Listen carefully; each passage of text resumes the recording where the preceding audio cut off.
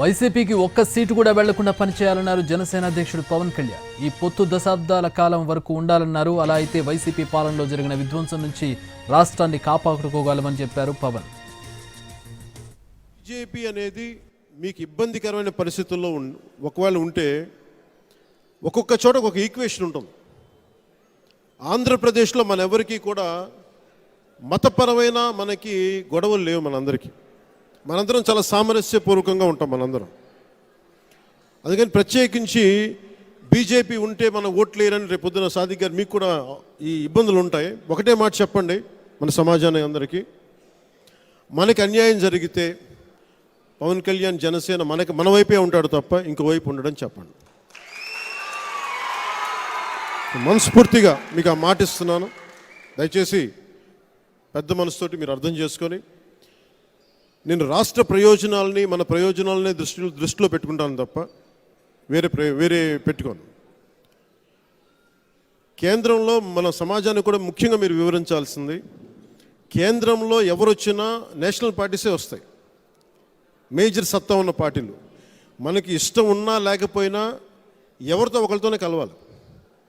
నేను ఉన్న పరిస్థితుల్లో, మన రాష్ట్ర విభజన పరిస్థితుల్లో నేను భారతీయ జనతా పార్టీ పక్షం వహించాను. ఎవరికి కూడా రాజ్యాంగ పరిధిలో వాళ్ళు ఎవరైనా సరే రాజ్యాంగ పరిధికి లోబడే పనిచేయాలి. అది భారతీయ జనతా పార్టీ కావచ్చు, ఏ పార్టీ అని కావచ్చు. సో మేము తీసుకుంది భారతీయ జనతా పార్టీ అలయన్స్ తీసుకున్నాం. కానీ ఏ రోజైనా సరే మన రాష్ట్రంలో ఉన్న ముస్లిం సమాజానికి నష్టం వచ్చినప్పుడు మొట్టమొదటిగా గళమెత్తేది నేనే. అందుకని ఆ భరోసా ఇస్తున్నాను.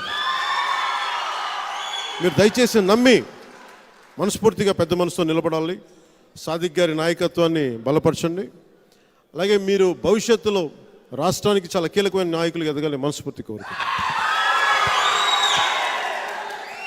అలా గరికపాటి వెంకట్ గారికి కూడా విదేశాల నుంచి వచ్చి రాష్ట్ర ప్రయోజనాల కోసం ఇక్కడ నిలబడుతున్నందుకు మనస్ఫూర్తిగా చాలా చాలా ధన్యవాదాలు. ముఖ్యంగా ప్రకాశం జిల్లాకు సంబంధించి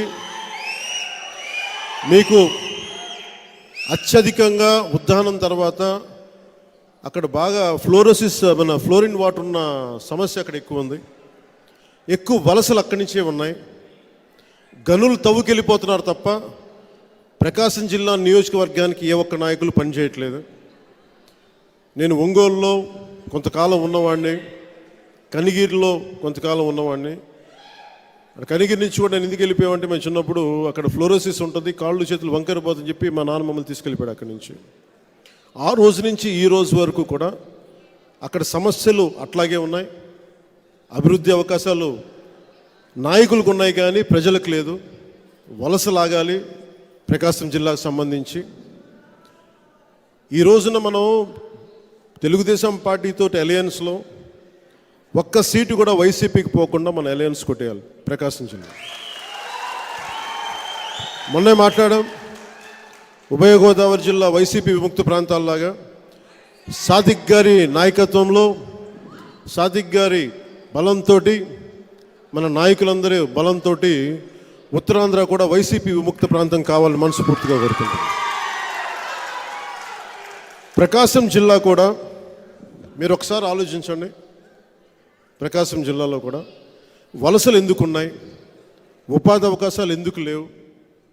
150 కోట్లు ఖర్చు పెట్టుకోగలిగే సత్తా ఉన్న శాసనసభ్యులు ఉన్నారు. కానీ ఒక 10,000, 20,000 కోసం వలసలు వెళ్ళిపోయే యువత ఉన్నారు. నాయకులు బాగుపడుతున్నారు, గనులు అమ్ముకొని బాగుపడుతున్నారు, కాంట్రాక్టులు చేసుకొని బాగుపడుతున్నారు.